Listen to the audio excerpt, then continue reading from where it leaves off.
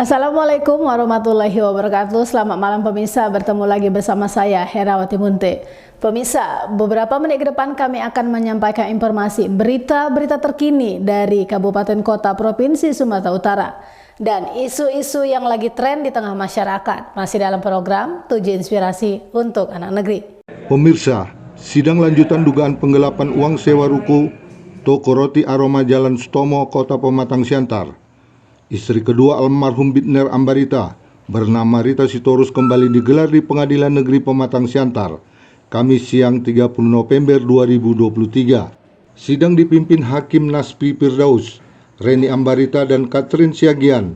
Keduanya sebagai hakim anggota mendengar keterangan terdakwa Rita Sitorus terkait harta warisan almarhum Bitner Ambarita yang digugat Rita Ambarita, anak dari istri pertama almarhum Katerina Sirait. Persidangan yang digelar secara offline tersebut menarik perhatian pengunjung sidang pada siang itu. Pasalnya sidang yang biasanya tertib dan tenang sempat riuh tepuk tangan seperti pada sidang paripurna DPRD. Dalam persidangan yang intens dan makan waktu cukup lama itu, Rita Sitorus menjelaskan kepada majelis bahwa Rita dan ibunya telah menerima warisan dari Albiner Ambarita semasa hidupnya setelah bercerai dengan istri pertama suaminya, Katerina Sirait. Dalam keterangannya, Rita Sitorus juga menjelaskan di hadapan majelis hakim bahwa setelah menerima warisan dari Albiner, Rita dan ibunya tidak ada menuntut dan silang sengketa di kemudian hari, dan bukti tersebut dikuatkan dalam akte notaris yang dibuat almarhum semasa hidupnya. Usai meminta keterangan dari terdakwa, sidang dilanjutkan minggu depan pada hari yang sama dengan agenda mendengarkan keterangan saksi yang meringankan dan keterangan saksi ahli dari pihak tergugat. Sebelumnya pendamping kuasa hukum tergugat, Yermia Stefina Ambarita, tidak diizinkan JPU karena tidak dapat menunjukkan surat keterangan pengambilan sumpah sebagai pengacara. Sementara itu penasihat hukum terdakwa usai persidangan, Raden Nuh, kepada media menjelaskan. Jadi tadi kan ada pemeriksaan tentang keterangan terdakwa. Ini bukan pemeriksaan terakhir. Kalau biasanya kan selama ini kan kita itu adalah keterangan terakhir. Tapi saya tidak mengetahui alasan dari majelis untuk keterangan terdakwa ini didahulukan, ya. Jadi belum tuntutan. Karena nanti minggu depan, ya, Selasa ya, itu akan ada keterangan dari saksi meringankan dan keterangan ahli.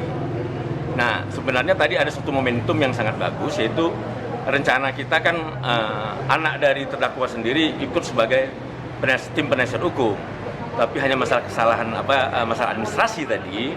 Sebenarnya kan saya bilang sama majelis kan, meskipun basnya belum bisa ditunjukkan, seharusnya kan bisa juga mendampingi kan gitu. Tapi dia tidak tanya atau apa. Tapi majelis punya pertimbangan lain. Untuk kasus ini mungkin ya agak sedikit sensitif kali ya, sehingga rencana kami untuk menghadirkan anak terdakwa selaku penasihat hukum. Ini bobotnya kan sangat luar biasa, Pak. Anak membela ibunya atas perbuatan yang dalam tanda kutip zolim yang dilakukan oleh kakak tirinya, ya kan. Jadi ini merupakan sebuah perkara yang meskipun pernah terjadi tapi tidak pernah seunik ini gitu, Pak, ya kan. Kenapa? Karena dengan perkara tadi di pemeriksaan keterangan terdakwa tadi, Pak, kan telah jelas ini bukan pidana, ini adalah perkara perdata, ini ranah privat. Tadi salah satu anggota majelis kan mengatakan berdamailah kan itu. Yang terjadi ini kan belum ada perdamaian kan tiba-tiba dipolisikan gitu. Jadi ya kita tidak tahu mengukur hati orang, ya kan. Kenapa tidak ada dari pihak sananya itu keinginan untuk duduk baik-baik. Kemudian kalau mengajukan proposal perdamaian pun ya yang wajar lah, ya kan. Jangan yang merupakan jerih payah dari terdakwa. Selama ini kan terdakwa kan sudah 12 tahun, Pak, ditinggal sama suaminya, ya kan. Jadi banyak yang hartanya dia sendiri juga. Itu janganlah jadi diambil juga oleh pihak ini. Nah, jadi kami sih berharap bahwasanya hakim bisa melihat perkara ini seutuhnya. Ini bukan perkara pidana. Bukan perkara pidana. Ini hanya dipaksakan saja. Dan juga kalau Bapak mengetahui bahwasanya penyidik-penyidik oknum-oknum yang terkait dengan mengkriminalisasi Ibu Rita ini, seorang ibu rumah tangga terhormat ya, janda yang bisa membesarkan anak-anaknya. Kalau saya ngelihat orang itu Pak, saya ngelihat anaknya. Kalau saya ngelihat perempuan, ibu, saya lihat anaknya. Kalau anaknya itu bagus-bagus Pak, itu ibunya pasti orang bagus Pak, ya kan gitu. Jadi saya lihat anak-anaknya bagus-bagus semua, gitu. Ya nggak mungkin lah, ya kan, namanya apel pasti buahnya, pohon apel buahnya apel gitu. Jadi ini juga harus menjadi pertimbangan. Kenapa? Karena persidangan itu kan penuh dengan penuh dengan acara yang jelimet gitu Pak. Sementara materialnya kita bisa lihat kasat mata gitu Pak.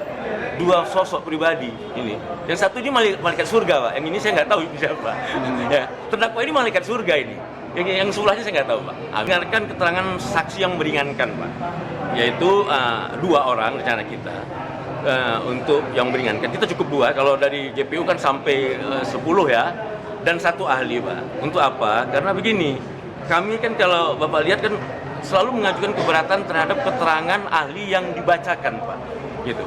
Karena meskipun dia di bawah sumpah, tapi keterangan dia di bawah sumpah itu sendiri kami ragukan kebenarannya, gitu. Contoh, dikatakan kan ahlinya mati, meninggal. Dan meninggalnya kapan? 25 Juni. Pemeriksaannya Maret. Kenapa kena sakit Pak? Sementara kita dikonfirmasi oleh anaknya dan oleh rektor bahwasanya dia ini sudah tidak beraktivitas sejak 2019. Lalu yang datang memberikan keterangan ahli itu siapa? Terus saya ini kan advokat Pak, udah sering beracara di pengadilan. Saya lihat BAP tadi itu bukan BAP ahli. Asal bahasa ahli ketika dia berbicara di BAP tadi itu, ya mohon maaf, saya patut menduga itu adalah BAP-nya penyidik dengan menggunakan nama ahli. Oleh sebab itu, karena sudah beberapa kali terbukti di persidangan mengenai BAP yang direkayasa, yang diubah, ya wajar dong kami menyatakan keberatan. Karena dari 3 ahli Pak, itu cuma 1 ahli yang dihadirkan. Dan ahlinya pun kemarin ketika kita uji di persidangan, mohon maaf Pak, saya tidak berani mengakui dia ahli. Saya tidak tahu apakah majelis berani mengambil pertimbangannya dia. Yang 2 lagi Pak, tidak dibacakan. Saya khawatir apa yang disampaikan oleh ahli berbeda dengan apa yang ada di BAP. Perlu dicatat Pak, kami nggak punya BAP-nya. Saya sudah mengirim surat kepada Kepala Kejaksaan Negeri untuk meminta BAP lengkap. Pak, sudah saya minta. Kenapa saya minta? Karena saya minta pengadilan nggak dikasih terus, nggak ditanggapin terus Pak. Aneh kan? Ketika kita meminta BAP berkas perkara untuk pembelaan tidak diberikan, pasti ada something Pak, ada something di situ.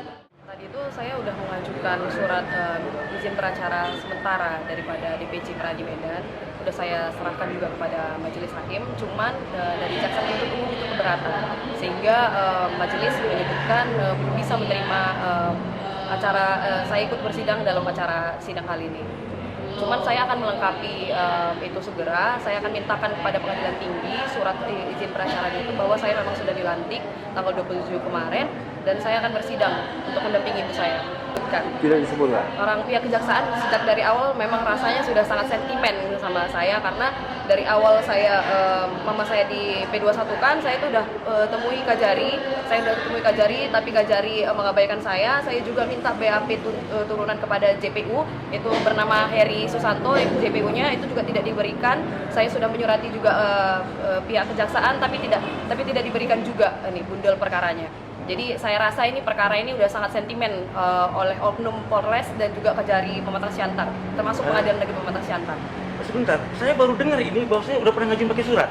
Sudah. Tolong berikan suratnya. Saya merinding loh Pak. Saya pikir belum pernah diajukan. Sudah. Tolong diberikan kepada saya. Ini Pak pasal 143 ayat 4 Kitab Undang-Undang Hukum Acara Pidana yang menjadi dasar Pak, pedoman untuk sidang beracara Pak, itu menyatakan bahwa turunan berkas perkara itu Pak lengkap ya, itu diserahkan Pak, disampaikan kepada tersangka atau keluarga tersangka atau penasihat hukumnya pada saat dilimpahkan perkara di pengadilan. Dilimpahkan tanggal 26 Oktober. Artinya pada saat itu harusnya Mia sudah menerima. Bagaimana kami bisa membela ibu nih Pak? Tapi kita coba maksimalkan Pak kan gitu. Ini kelihatannya kita bertiju tapi tangan kita disuruh dipegang nih Pak. Dari Kota Pematang Siantar, Sumatera Utara, Tim Liputan Mona Lisa TV mengabarkan.